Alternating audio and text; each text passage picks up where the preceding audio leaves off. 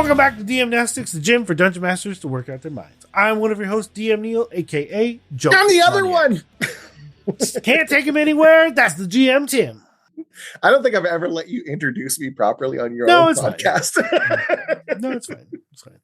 Someone I know and love who will interrupt me constantly, but that is fine because we can also comfortably sit in silence. So I willingly accept the interruptions. But just not today, we will start a new series entitled Between Two Screens. Such a good title, man. I really don't want it to be as unhinged as Between Two Ferns. I don't think, but we're the wrong two people then to start this off. That's okay. Definitely watching the outros makes you feel better about the whole Between Two Ferns thing. It's more like what this will actually probably end up being. Imagine only the outtakes from Between Two Ferns. It's that. But one of the things that I realized is that, like, and we've brought it up so many times on the podcast, is that a lot of the DM process before, during, and after is very silent, very personal, very lonely at times. Like, if we want to get to the darker elements of it, but like a lot of it just happens by yourself and you don't realize how other people are doing it. It's why we always shout out the idea of watching other people run games, finding someone you enjoy, seeing what their preparation process is, going to con games, doing as much as you can to experience other people being dungeon masters. So what we're going to do here is we're actually going to talk about prepping for our games, just more generally. Maybe we have specific issues that each of us want to talk about upcoming things. But the idea is that ultimately we learn from each other by realizing we are not doing the same thing. not at all. Because even the first sentence you said after I presented this idea immediately made me say, yes, I think this is a great idea because of how different you and I are. Yeah. But with that, you and I are easily capable of co-DMing entire campaigns together. Well, or at least and without even trying. Like, we legitimately had no thought of doing that until it happened. And now I can't imagine not doing it. Like, it was like, of course we did that. But we had prepped that. We knew what we were going to run, didn't we? Yeah. Yeah. Yeah. Yes. But yes. Yeah. But I feel like it's pretty similar to like the way I approach my own home game in terms of like us doing stuff for the cruise.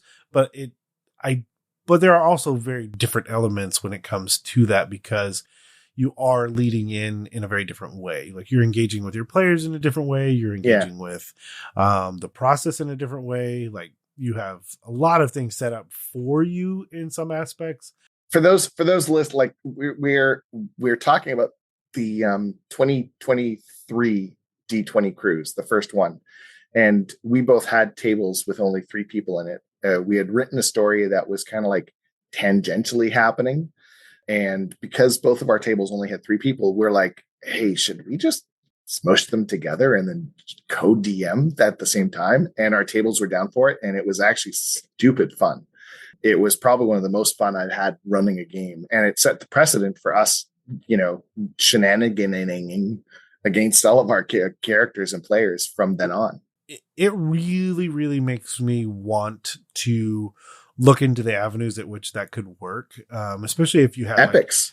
I think of epics, and I also think of like even just like a Friday night D&D night at your local game store where X happens, 3 players fall through this trap. Okay, I need the 3 of you to go over to this other room. And there's another dungeon master ready. Oh, like, so you've fallen into the room, have you? Blah, blah. And you're like, wait, what is happening? As we're talking about this, I realized that we're going off topic from what originally the whole prep thing. That's right? fine. But that's legitimately what I did at the first D&D in a Castle with all of you guys. You played in that massive game. I ran a game for 38 players. Like, I ran an impromptu game for 38 players. And the only reason it worked is because I was able to take the other DMs who were kind of like just waiting for somebody to, be the fool. And all right, you guys are doing this, go with that DM and do that. But back in 10, give a pitch and back in 15, whatever. But that's why that worked, because you were able to do that. And that I just kind of made up as I went. I'm not even going to lie. That, yeah, that's Wow. no shock there, but that was. Yeah, and one of the interesting things is, I mean, you're running more games than I am. Like, let's start there, because I'm just certainly not running that many. The other thing I think is, because of that, like I feel like there are two roads you could walk. One is a ton of prep, and one is much less prep. Sorry. It's okay. I'm not laughing at you. I'm laughing at the correctness of the statement and how often both seem to happen. So like which side of these two screens do you land then? Both. Like That's what I'm saying. Like, so like, well, I mean, you've seen what I do when I get ready for our cruise campaigns, right? Like, I'll give you a pitch, and then 3 weeks later I'll have 48 pages ready to go, and then have to whittle it down to actual usage. And I'm not even exaggerating. Dear listener, he's going to figure out what my inside baseball is. Between the pitch and the document that is 40 pages, I won't think about anything revolving around it at all. Because what's the point for me? What am I going to do? Until I say I need help. Until you send me the document, I don't know what I'm going to do, because I know I'm about to receive a 40-page document. So if I do anything before that, it feels ridiculous. So I wish I wasn't that like, I just get into the zone and it's well, that's what. But that's the thing is, like, because I'm very similar, but what I often do in terms of that same approach is, like, I have just like these really nebulous general ideas, and then often for me, like, my personal prep is like I start just consuming things, like consuming media, consuming RPG books that I have, consuming just novels that I'm reading. Just I get into a very consumption mode until like that moment strikes me of like, okay, this all right, this is the solution to my current predicament. Is it that I literally am in my local game store and I see a module? Is it I'll literally see a mini and be like, that's it. Okay, I found it. I am now inspired. Let's start writing, and then I'll jump in and do very, very similar to start like my basic, like, 3-act structure of what I think the next few sessions will be. And I usually don't plan too far out past that, because my players will get involved. So I'll tell you, there's, I guess, 3 things that over the course of the last little while, I have definitely changed in how I game and prep. And it's because of multiple things. But there was like, one of the first real lessons I learned from my DM Yoda was, don't worry about what the players are doing, worry about what the antagonist is doing. So as long as I know what my antagonist's goals are and what they're trying to achieve, then the things that the players and their characters do will affect or not that narrative. And then that way, I don't like, that's the prep. That's the have to prep. I have to know what my antagonist is doing and what their goal is. If their goal is world domination and they have steps to do that, then, you can kind of like hand wave or just make things happen because you're the DM, right? But once the players start to get involved or start to get the hint of it and they want to change things, there's going to be, like, the villain isn't going to care until they do type thing. You know what I mean? If you really think about it, the players don't matter to the villain until they do matter to the villain. Well, in many ways they shouldn't. They shouldn't matter. Well, and that's one of the reasons why people like Strahd so much, I think, without realizing why they like Strahd so much, is because you meet Strahd very early on. And Strahd really is not threatened by you for multiple reasons. Unbothered. Yeah. And that's part of what makes it so threatening for you, is because this person who is all like, you've got the meta there, but now you've got the extra stuff, and it gets terrifying. So one of the other things I think of is, like, I hate that I've come up with these questions because a lot of the times if I come up with a question on the pod, I am then forced to answer it. And sometimes I don't like that. But is there a point at which like your preparation process has failed you? Like that you can remember? Yes. And that was like the other thing that I learned is I would prep too much and then force the players. And that's when I learned how to do railroading differently. I don't think railroading as such is a bad thing. I think having them on a track is not bad. I think letting them choose the stations is what I learned how to do better. And again, that goes back to like knowing what the villain's doing, right? So if they want to go right to the end and find the villain, okay, but he's not going to just open the door and talk to you, right? Like, so at D&D in a Castle in 2024, I created an adventure where the characters were the literal catalyst and or cause of every major villain in D&D lore. Oh, that's right. Yeah. So on the day when they create Strahd, they're in Barovia and they figure it out pretty quick and start to do this whole, I insist on speaking to the Lord. And the guards aren't going to have any of it. And they just start kicking their butts because it's like, you're dealing with a trained force. Like, so I didn't hold back. And they had to renegotiate how they were doing everything. They had to back off and they had to kind of like rethink their steps. And Strahd wasn't even involved yet. This was just like a regular lord, right? And it wasn't a matter of punishment. It was just a matter of like, this is what it is. So I came very close to ending the story for the characters before I even had a chance to get past it because, too much prep kind of like set it up for like, I need them to do these things. The other time that's even more was like a real good lesson for me as a DM. I was running a City of Mist game and I had done a lot of work on prepping. This is where prep isn't always what we think it is. I had done a lot of work prepping the story. I had not done my enough share of prep of the system. Oh, for sure. So I ran the system poorly enough that my players had to be like, hey, we're not enjoying this. And I'd never had that before, right? Like that was like, I know that sounds really like, I'm so good. It was just a matter of like, we'd run only D&D. So it was or Star Wars, Edge of the Empire, which is another one that I know very well, right? So when I had to kind of like relearn the set system, that's when it became like I ought to have prepped better. And I learned a really good lesson with that, where it's like, no, prep doesn't just mean knowing your plot. It means knowing how to run the game for the players, even if you're teaching it to them as you go. And so I learned a really, really good lesson with that one. The third one was you have a player, you sit down and you've got this entire story prepped.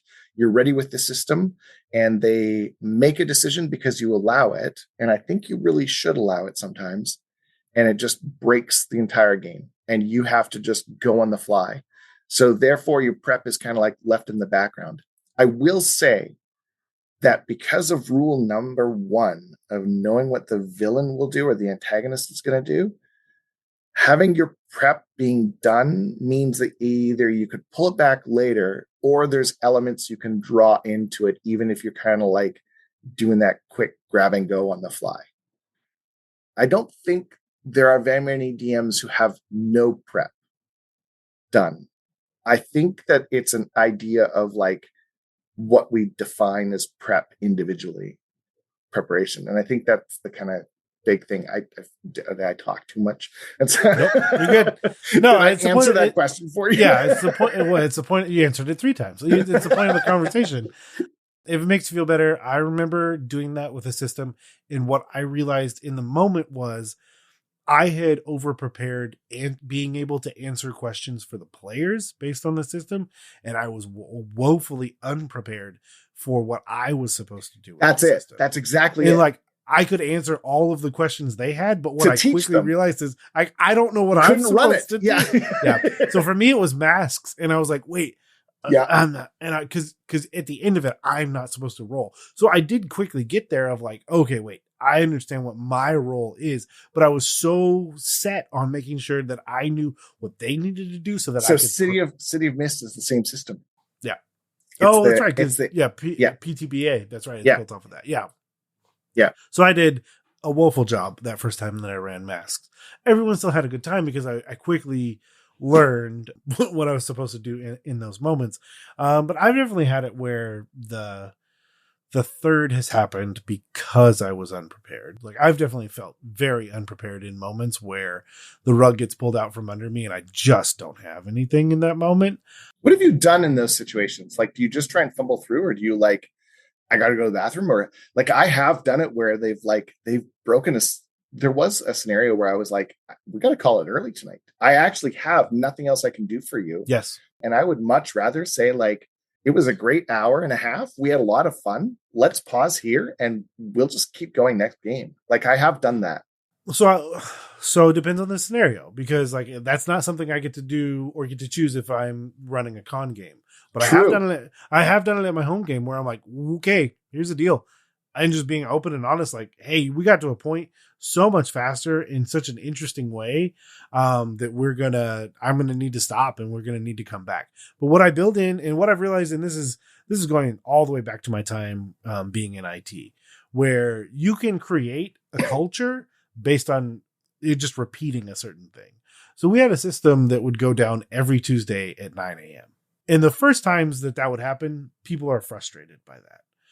But very quickly, people are adapting to the idea that X system will always be down on Tuesday from At this 9 certain amount of a.m. time. Mhm. And if we're fully the veil is lifted, we would turn it off even if we did not have to, because when you needed that time, you needed to have that culture built in. So what I do now, especially at con games, is I have shorter but more often breaks. So I won't go for Bathroom more. breaks. Yeah. So I will usually won't go for more than an hour. And then I will say like, oh, let's take a quick 5. I'll do an hour and a half usually, but I almost always put a bathroom break in for like that reason, to make sure you keep that pacing.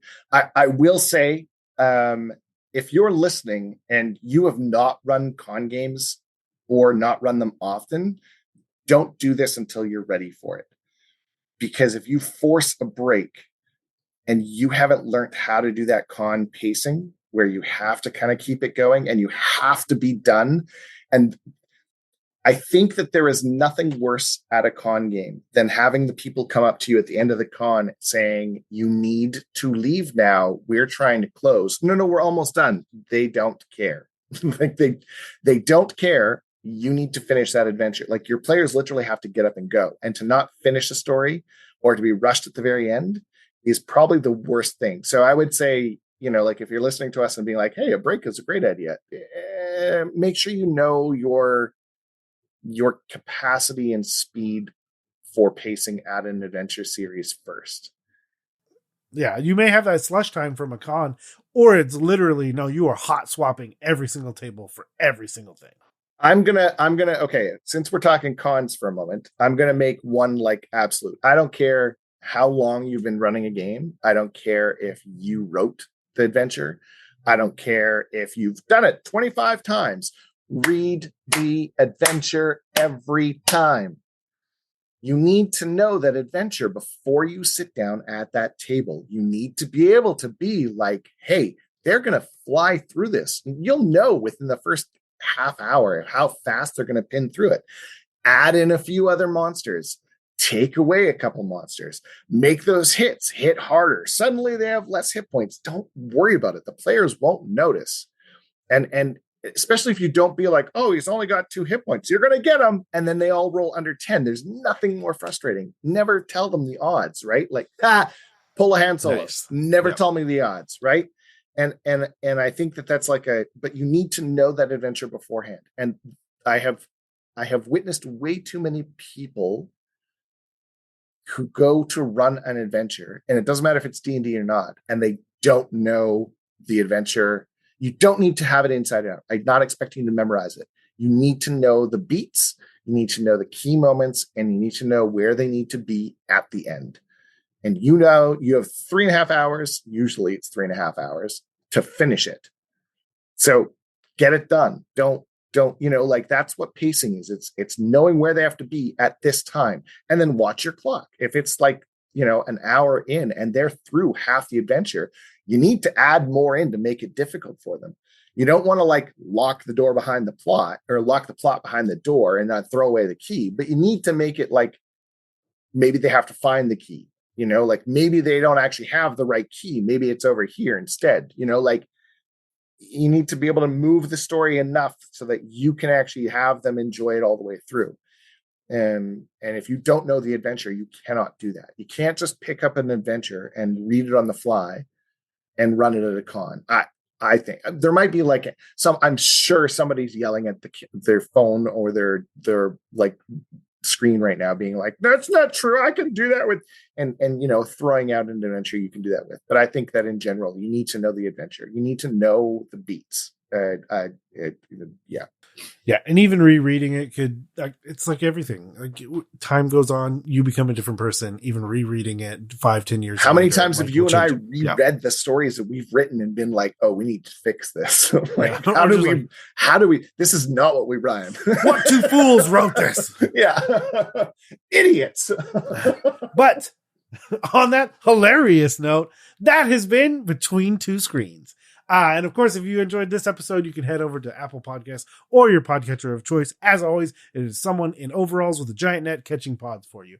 And you can leave us a rating and review. Word is on the street. It will help us defeat first name Al, last name 5 Rhythm. stars.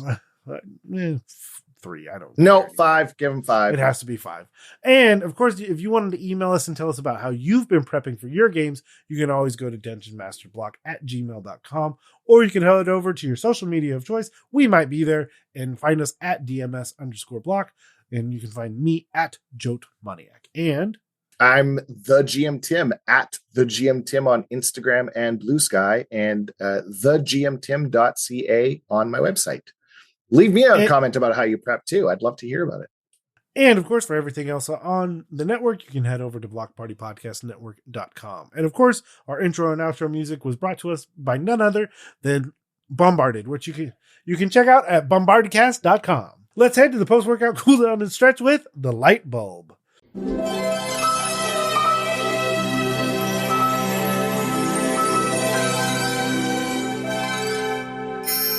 Light bulb.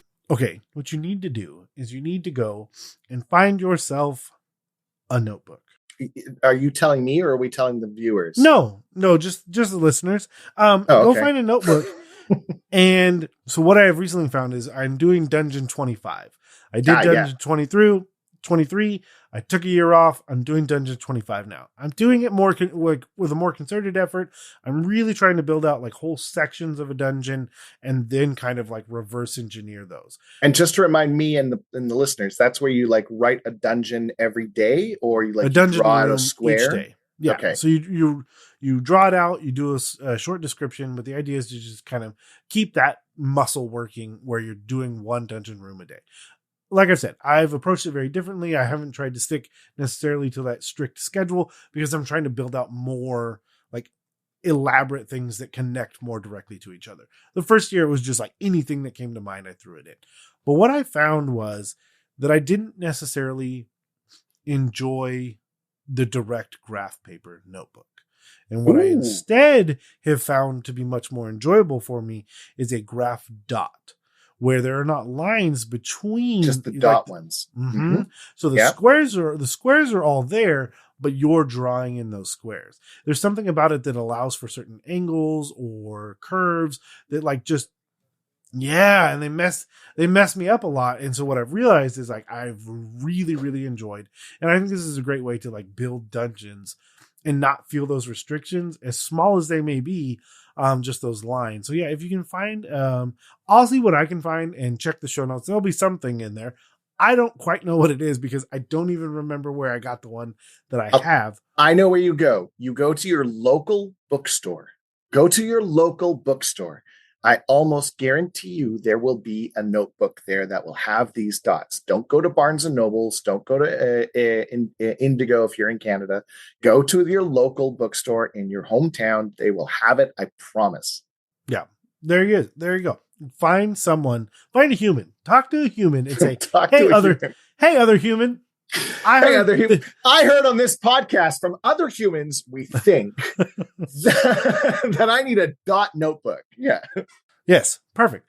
And yeah, like I said, it has just been, because what I also realize is it allows for me to then also create different sections, because I felt so restricted in like basically making a 4-spot grid on each page to then write my rooms in. Right. But what I realized with this is I'm making the lines. I could just make a room and make lines around it to say, this is today's section because this is the room that I drew up in my mind. And now I put it on the paper. Again, it's just what I just didn't realize taking a few lines away really opened up my imagination of what a dungeon room could be. I think that's great. Yeah, so that is my light bulb. But with that, we'll head out of the gym. But before we go, we'll turn out the lights, that one that we just had. Just the one. That makes the gym very creepy. We have more than one light, I promise. Just the one. And it's red. And it kind of and it flashes. It's terrifying. Eat it, O's. Eat it, O's. So we'll turn out that one light. And of course, before we go, we implore you, the listeners, to join us wherever you can find us. The forums, the Discord, any social media that we happen to be on, and of course, take part in these challenges, exercises, and other amazing conversations being had. To do that, head over to bit.ly/DM banter and try some DM-Nastics so your players don't ask, do you even lift?